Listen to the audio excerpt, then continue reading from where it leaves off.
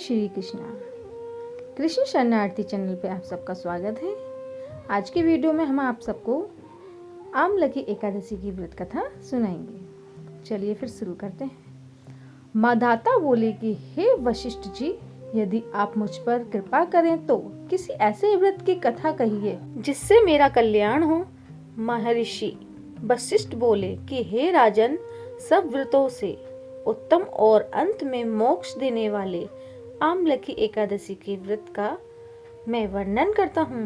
ये एकादशी फागुन माह के शुक्ल पक्ष में होती है। इस व्रत के करने से समस्त पाप नष्ट हो जाते हैं। इस व्रत का फल 1000 गोदान के फल के बराबर होता है।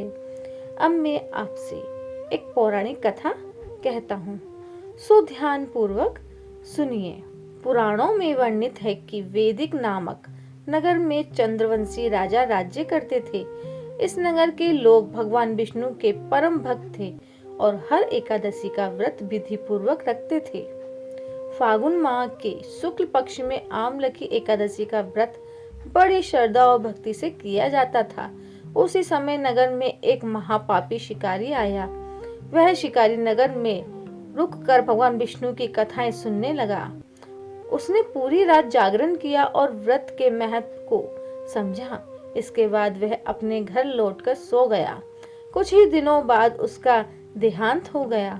पापों के कारण उसे नरक में जाना पड़ा, लेकिन याददाश्त में बचा कि उसने एक बार अनजाने में आमलकी एकादशी व्रत कथा सुनी थी और जागरण भी किया था। इस कारण उसे उस व्रत का शुभ फल मिला।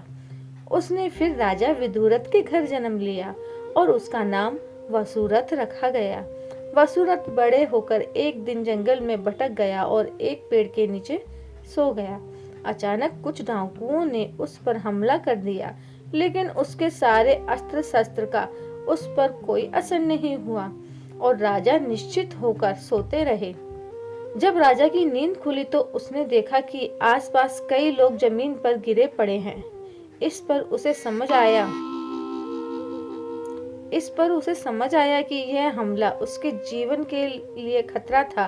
तभी आकाशवाणी हुई, हे वसुरथ, जगत के पालनहार भगवान विष्णु ने तेरी रक्षा की है। पिछले जन्म में तुमने आमलकी एकादशी व्रत रखा था और कथा का पाठ किया था।